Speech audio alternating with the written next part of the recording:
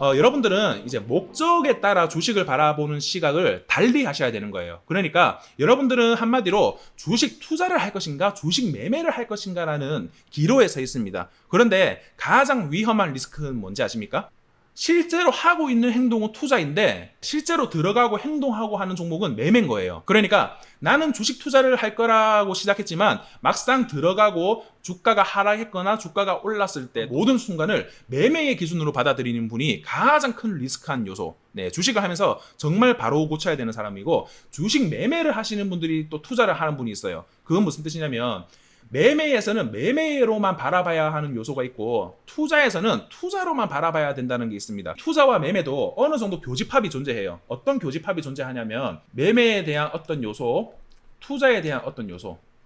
자, 이걸 다 합친 게 제 강의라고 할 수 있습니다. 쉽게 말씀드리면 목적에 따른 투자와 매매를 스스로가 구분을 할 줄 알아야 되는데 이것을 구분하지 못한다라고 하면 백전백패입니다. 언젠가는 계좌가 우리 속된 말로 개박살이 날 수 있습니다. 이게 시각 확립의 첫 번째 관문입니다. 여러분들은 어떻게 하기 위해서 주식을 시작하셨어요? 여러분, 주식을 하고자 하는 목적이 뭡니까? 돈을 불리기 위해서입니까? 나는 회사에 배당을 받기 위해서입니까? 아니면 배당을 받기 위해서 주식을 한다라고 하면 그것은 은행 이자보다 조금 더 높은 것을 원하시는 겁니까? 아니면 보험 펀드보다 조금 더 높은 수익을 원하시는 겁니까? 그러면 그 관점으로 투자를 했다라고 하면 주식 시장에 노출되어져 있는 리스크라는 것은 아십니까? 혹시 이건 당연한 거겠죠? 보호가 안 되는 것, 하락에 대한 리스크, 그리고 큰 하락에 대한 리스크, 또는 잘못되었을 경우에 내가 선택을 잘못했을 경우에 상장 폐지로 이어질 수 있다는 리스크.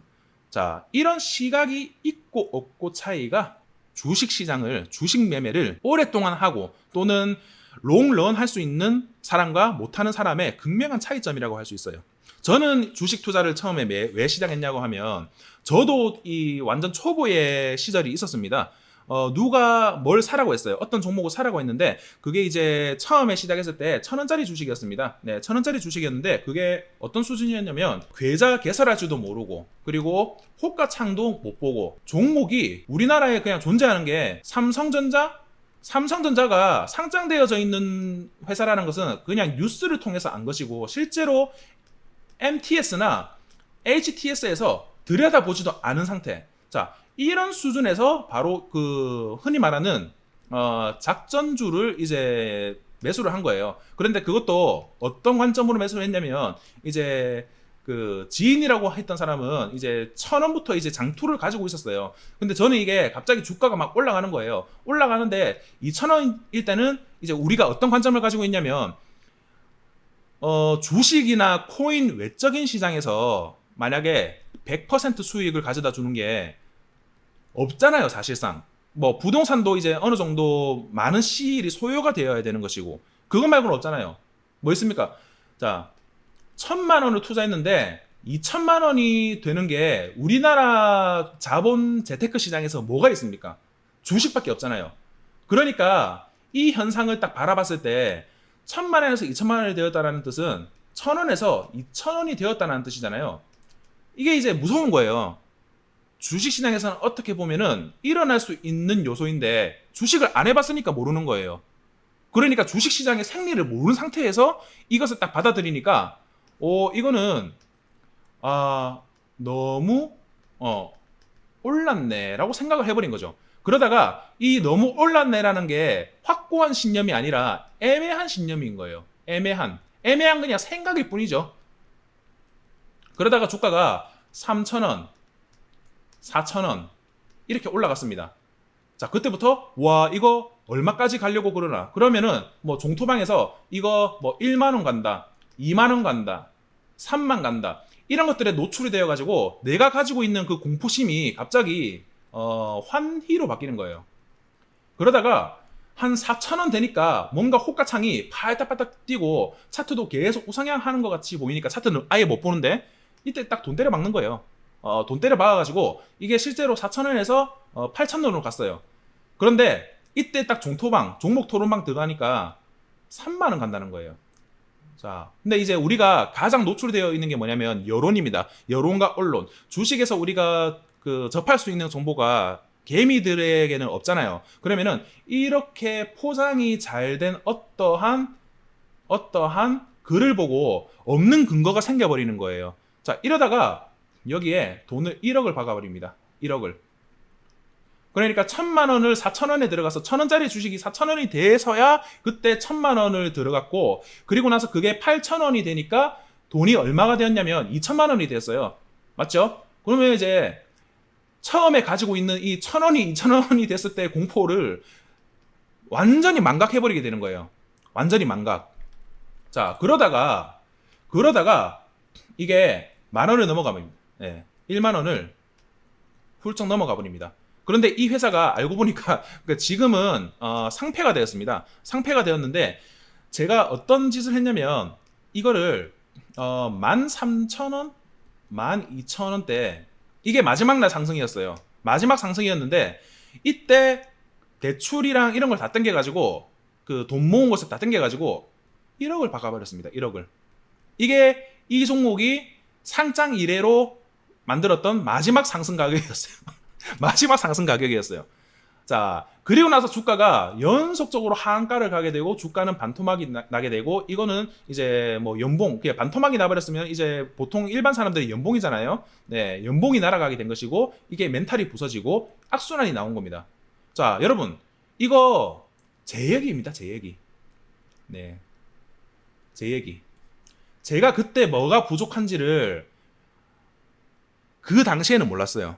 그런데 주식시장이라는 생리를 제대로 파악하고 대한민국 주식시장이라는 대한 원리를 파악하고, 오르는 원리나 내리는 원리 파악하고, 종목이 오르는 원리가 있고 내리는 원리가 있는데 그 구심점을 찾아내고, 그리고 우리나라는 재무제표로 올라간다 내려간다라는 고정관념을 깨버리고, 이러는 순간, 그 순간에 머리가 있지 않습니까? 여기가 뇌가 있다고 치면 이게 펑 하고 터지는 거예요.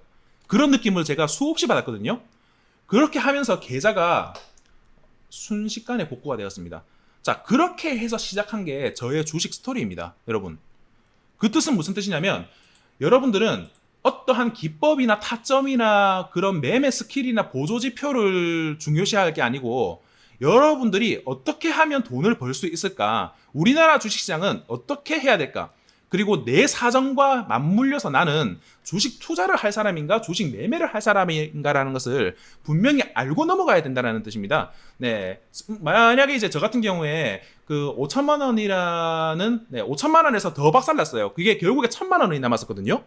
1억에서 1,000만 원이 남기에 3달이 걸리지 않았어요. 불과 종목을 몇 개 매매한 게 아닌데. 자, 그때 생각한 게 뭐예요? 얘가 왜 올랐을까? 뭐 때문에 올랐을까? 얘가 오른 이유는 무엇일까? 재무제표 봤는데 쓰레기예요. 자, 작전주가 걸린 거죠. 저는 작전주에 꼭대기에 타거나 작전주 중반에 조금 탔다가 꼭대기에 왕창 타버린 거고, 자, 이 원리를 역으로 추적하게 되니까 어느 정도 해답이 나온다는 겁니다. 그러면 나는 이제 우리나라 주식을, 상장 주식을 딱 찾아보는 거예요. 아, 나는 투자를 해서 이게 원금을 복구를 할 수 있는 확률이 높을까? 아니면 매매를 해서 그 원금 복구를 할 확률이 높을까라는 것을 이 대형주부터 중소형주의 리스트를 쫙 뽑아봤던 겁니다. 즉 시가총액 상위 종목부터 하위 종목까지 쫙 뽑아봤던 거예요. 그러다 보니까 확률적으로 대박이 날 수도 있거나 아니면은 상승이 나올 수 있는 확률은 주식 투자도 있지만은 주식 매매에서 그 답을 찾을 수 있었던 거예요. 제 상황에서는. 저는 1년, 2년, 3년 사이에 1,000만 원을 투자해서 1억이라는 자금을 다시 원상복구시킬 수 있는 종목이 투자의 관점에서는 많이 보이지 않았기 때문입니다. 시장에는 매일매일 오르는 종목이 있고 매일매일 급등하는 종목이 존재합니다. 매일매일은 아니더라도 이틀, 3일에 한 번씩 나오는 종목이 있는 거예요. 그러면 그게 투자의 관점을 가지고 있는 종목인 것일까? 아니면 나는 거기에 대해서 투자로 접근해야 되는 것일까? 아니면은 이 그 차익을 노릴 수 있는 단기적인 매매로 노리는 것이 좋을까? 여기에 대한 교집합을 찾다 보니까 매매를 우선으로 하고 내가 혹시나 투자로 바꿀 수 있는 관점을 가지고 가게 되면 나는 투자와 매매 두 마리 토끼를 잡아가고 굉장히 합리적인 매매를 대한민국에서 할 수 있구나라는 결론이 지어지더라고요. 자, 그래서 여러분들에게 이 내용을 알려드리는 겁니다. 자, 일단 객관적인 그 관점을 한번 보면요. 주식 투자는 뭡니까? 뭐 회사나 재무제표 보고 하는 거죠. 네, 역시나 얼마를 지금까지 벌었고 앞으로도 얼마를 벌 것인가. 만약에 매출이 계속 이어지고 실적이 이어지게 된다면, 그리고 흔히 말하는 이제 뭐 예상 실적 이런 것들이 이제 그것을 보고 투자를 하는 것이고, 그리고 뭐 이거 보고 매매를 하는 사람은 사실 많이 없다라고 봐요. 그리고 사람 보고 투자한다. 그러니까 뭐 정치 테마주도 마찬가지입니다. 정치 테마주도 제가 만약에 상장회사의 CEO예요. 그런데 제 친구가 대선에 출마를 하고 대선에 당선이 될 것 같아요. 지지율이 굉장히 높아서. 그런데 옛날부터 우리 대한민국에서 이어져 오고 있는 그 정경유착이라는 게 존재하거든요. 그때부터 출발한 게 이 정치 테마주예요. 내 친구가 대통령이 된다면 그 사람이 한마디만 해줘도 우리 회사에 어떤 수혜가 돌아올 것이다. 그렇게 돼서 우리 회사 주가는 올라갈 것이다. 이런 것들이 이어지고 있는 게 정치 테마주의 원리입니다. 자, 그래서 그러면 사람을 보고 그 회사의 CEO나 중력을 맡고 있는 사람에 대한 그 인맥 관련성을 투자하는 거죠. 보는 거죠. 그래서 이런 그 도박성이 강한 정치 테마주조차도 투자의 관점으로 바라볼 수 있다는 뜻입니다. 왜? 뭐 그런 거죠. 몇 년 뒤에 대선 주자로서 두각이 보이는 어떤 참신한 그 정치인이 지금 당장은 아니지만 지금 당장은 어떤 지지율이 올라가고 이 대선 출마에 대한 선언을 안 하니까 당연히 회사에 대한 주가가 안 올라가겠지만 그 사람이 출마를 하고 여론에서 그 반응이 좋고 지지율도 높아지게 되면 최소한 내가 3년 동안, 4년 동안, 5년 동안 펀드에 넣고 보험에 넣고 적금에 넣는 수익보다는 좋을 것이다. 단 그 조건은 회사가 3, 4년, 5년 정도 회사가 상폐되지 않고 관리 종목이나 이런 것들에 지정되지 않으면서 회사를 어느 정도 유지시킬 수 있는 회사인가. 그런 거 보고 하는 게 주식 투자예요. 정치 테마주에서 충분히 가능한 일입니다, 여러분. 그리고 CEO나 회장 보고 투자하는 것. 테슬라가 주가가 고평가다 저평가다라는 것은 찬반 논란이 지금까지 이어오고 있는 부분입니다. 그 부분에 대해서는 정답이 없는 부분이라고 생각해요. 왜냐하면 찬성론자는 그렇습니다.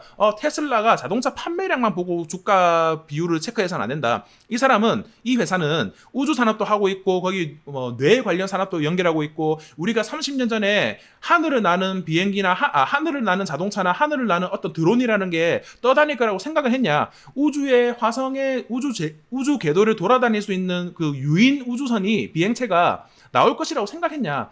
자, 그런데 지금 2021년 2년 하고 있지 않냐 그거. 그런데 생각보다 빨리 오고 있지 않냐. 그러면 일론 머스크가 뇌 관련 산업을 연구하고 있고 뇌 속의 비밀을 찾아내서 진짜 뇌가 달린 로봇을 만들 수도 있다는 게 그게 뜬구름 자는 소리는 아니다. 만약에 그런 것들이 만약에 존재하게 된다면 테슬라의 기업 가치는 자동차로 계측을 해서는 절대적으로 안 되는 부분이다.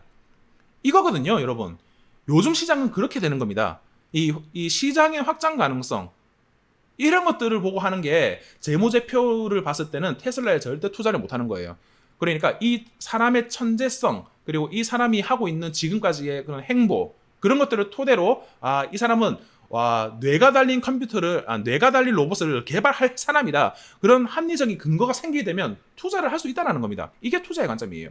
자, 그리고 성장성을 보고 투자를 한다는 것은 뭐냐면 이제 피할 수 없는 과제라는 것이죠. 뭐 지구 온난화, 그리고 석유의 고갈, 그리고 탄소량의 배출로 인해서 우리 기후 환경이 절대적으로 안 좋아지는 것. 전 세계적으로 누구 하나라도 발벗고 나서지 않으면 이 지구가 앞으로 후세대에 물려줄 때 엉망이 된다. 그렇기 때문에 우리가 지금 어떤 것들을 개발하자. 뭐 전기차를 개발하고 전기차에서도 뭐 전기차만 개발하면 되겠습니까? 전기차 중에서도 배터리를 오랫동안 또는 빠르게 충전할 수 있는 기술을 개발하고 그렇게 해서 패러다임이 분 거예요. 그러다 보니까 이제 파생이 되는 겁니다. 파생. 전기차에서 배터리 뭐 자율주행 그리고 뭐 솔라루프 그 패널로 태양광 자동차가 달리면서 태양광 충전을 하면서 그것을 그 엔진 동력으로 쓰는 거. 자, 계속 파생이 되는 거예요. 나는 이런 시대가 올 거라고 보고 있고 석유는 고갈이 될 거고 거기에 대해서 심각성을 느끼는 각 정부들은 여기에 대해서 추진을 안 할 수가 없다. 자, 투자입니다, 이거. 이런 식으로 이제 생각을 하는 게 투자인 반면에 매매는 자, 이런 사람들이 어떤 발표를 하는데 발표를 한다라고 생각하면 그때부터 막 인기가 많아지죠. 테슬라를 안 보는 사람들도 테슬라 주가를 쳐다보는 거고, 뭐 삼성전자를 안 보는 사람들도 삼성전자를 찾아보게 되는 거예요. 왜? 거래량이 붙어가면서 주가가 야금야금 계속 올라가기 때문에. 자, 나는 그때 그 시점에 투자를 할 생각을 하지 않고, 그때는 이미 이제 수급적으로 들어오는 인기가 있는 구간이기 때문에 기업 가치와는 별개로 수급적인 요인으로 올라가는 요소가 있다. 나는 그 구간만 매매하겠다. 올라가는 이 구간만 매매하겠다. 얘가 더 가든 말든 나는 상관없다. 이런 관점으로 보는 게 주식 매매예요. 그러니까 이제 뭐 어떤 일정에 따라 뭐 테슬라가 뭘 발표한대요. 그러면 일정을 발표하고 나서 들어오는 사람도 있겠지만, 나는 지금까지 통계를 봤을 때 뭔가 발표하는 당일날이나 어떤 발표하는 그 시점이 가까워짐으로 인해서 주가가 추가적으로 올라가는 거를 차트적으로 본 적이 없다. 나는 그 기준을 살려가지고 어떤 일정이 있다라고 하면 그 전까지 내가 보유를 했다가 이제 막상 이제 뉴스가 올라오고 막 이제 사람들이 환호를 하고, 그리고 뉴스에서 계속 때리는 거예요. 뭐 대통령 선거 하루 이틀 남았을 때 정말 시청률이 높아지는 거죠. 그런 것처럼 여기서도 보는 거예요. 그 수급만 이용해서 나는 매매하고 나오겠다. 이게 이제 매매의 관점인 겁니다. 자, 그래서 이런 거를 구분을 하고 들어가야지. 이런 관점을 가지고 있는데, 이렇게 그 투자의 관점을 가지고 있는데 어떤 그 일정에 맞춰가지고 그 일정이 나오는 그 시점, 주가가 어느 상대적으로 굉장히 높은 시점에 이 관점을 가져서는 이제 흔히 말하는 계좌가 박살나는 행위고, 매매로서 진입했는데 투자의 관점에 대한 종목을 하게 되면 생각보다 유동성도 없고 거래량도 없어버려가지고 실망을 하게 되고, 자, 악순환의 반복이 이런 개념이라는 겁니다. 따라서 여러분들은 뭘 배우시냐면, 저는 투자와 매매의 그 두 가지를 다 스위칭할 수 있는 내용을 여러분들에게 알려드릴 겁니다. 한마디로 투자와 매매 두 가지 관점을 모두 가지고 주식에 접근할 필요가 있다. 당장 수급이 좋지 않고 당장 내려가더라도 투자로서 가치가 있으면은 손절을 하지 않는 것. 투자로서 진입했는데 갑자기 내가 투자를 했던 그런 예상치보다 갑자기 급등이 나왔다. 그러면은 이 투자에 대한 관점을 없애버리고 매매로서 수익 실현을 할 수 있는 관점이 필요하다. 이게 두 가지 관점이라는 거예요. 자, 그래서 여러분들이 이제 투자와 매매에 대해서 구분을, 제가 지금까지 설명드렸던 부분에 대해서 구분을 할 줄 아시냐? 아니면은 조금 애매하냐? 테스트를 한번 해보겠습니다. 자, 이런 내용들 보면 어떤 내용이 있습니까? 자, 제가 여러분들이 한번 생각을 해보세요. 등락에 흔들려서는 안 된다. 회전율에서 이점을 가져가고 싶다. 이거는 뭘까요? 세부적인 정보까지는 알 수 없지만 내부적인 커다란 흐름을 두고 묻어둔다. 이것은 투자일까요? 매매일까요? 여러 가지 요소 분석하고 비교적 구체적인 판단을 내린 뒤 상승이 시작할 만한 위치에 진입한다. 이것은 투자에 가까울까요? 매매에 가까울까요? 역시나 트렌드에 따라 폭발적으로 커질 때 차익을 내고 나오는 것을 반복한다. 차익을 내고 나오는 것을 반복한다는 게 포커싱이 따져 있으면 이것은 투자일까요? 매매일까요? 자, 제가 정답은 아니지만 그래도 그 성향에 가까운 키워드를 여러분들에게 보여드리겠습니다. 자, 이렇습니다. 이 정도로 구분을 할 수 있는 정도의 그 시각이, 우리나라 주식에 대한 시각이 잡혀 있으셔야 된다. 제가 지금까지 말씀드린 내용으로 어느 정도 확립이 되셨으면 좋겠습니다. 자, 그러면 단적인 예를 하나 들어보고 시작하도록 하겠습니다.